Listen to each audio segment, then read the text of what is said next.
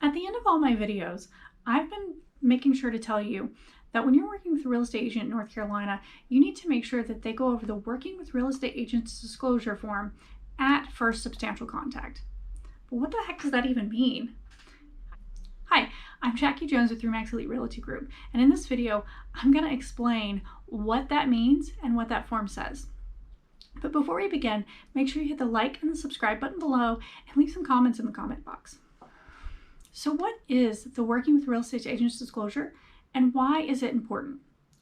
Well, to state it simply, the Working with Real Estate Agents disclosure form is a form that was made by the North Carolina Real Estate Commission, and all agents licensed in North Carolina are required to present and explain it at first substantial contact with all potential clients. Now, first substantial contact means that before we start asking questions about confidential information or before you start volunteering it, we're supposed to stop and make sure that we explain this. It's important because in North Carolina, all real estate agents represent the seller until a buyer's agency has been agreed upon. So in North Carolina, all agents are required to treat you with fairness, honesty, and disclose any material facts that they know or should have known about. But when you create an agency agreement with someone, their role may change. And once an agency agreement has been established, the firm and their agents must promote your best interests, be loyal to you, follow your lawful instructions, meaning we can't break the law just because you tell us to, disclose material facts, use reasonable skill, care, and diligence, and account for any monies that are being handled on your behalf. And when I say an agency relationship, I'm talking about how you have agreed for that agent to represent you. Now, in North Carolina, we have a couple of options. We have what is called single agency, where the agent is only going to represent the buyer or they're only going to represent the seller. And because contracts are owned by the firm and not the agent, that also means that no other agent in the firm is representing the other side. We also have dual agency, which means either that specific agent or an agent at their firm is representing both sides of the transaction. When this happens, the agent's advisory roles are limited because the contracts are owned by the firm. Neither agent, whether it's one singular agent representing both sides or one on both sides, they can't help either party get ahead of the other. So we have to provide all of the same information, but we can't advise. We can't tell you what's put in the offer. We can't tell you what's going to be in the offer, and we most definitely cannot give you confidential information about the other to help you get over on the other. And in North Carolina, we also have the option for designated dual agency. And what that is where you're in a dual agency situation and both sides have agreed, we're essentially going to separate. We're going to pretend like we are at two different firms, and we're going to put up a wall.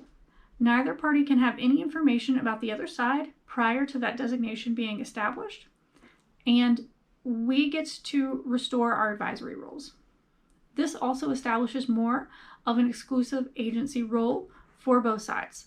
Personally, I like that a little bit better than just straight dual agency because I like to help my clients. I like to give them as much information as possible.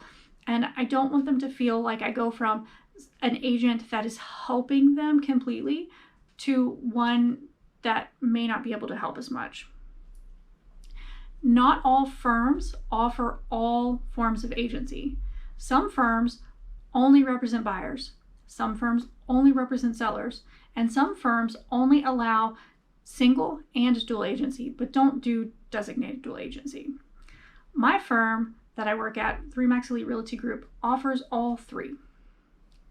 Now, the Working with Real Estate Agents disclosure explains all this. It provides you with this information up front, and it is a notice to the agent to make sure that they are stopping and they are explaining this to their potential clients. So before they agree to enter into an agency agreement, they have all this information. The Working with Real Estate Agents disclosure form is not a contract, and it explicitly states up at the top that it's not. And it reminds potential clients that they need to establish an agency relationship before they give any confidential information. On the seller side, listing agents are not allowed to provide any services for their listing until that listing agreement has been established. On the buyer side, buyers can move forward with an agent under an oral agency agreement. However, that cannot be exclusive and it cannot have a deadline. Potential buyers have to be free to leave if that contract has not been signed.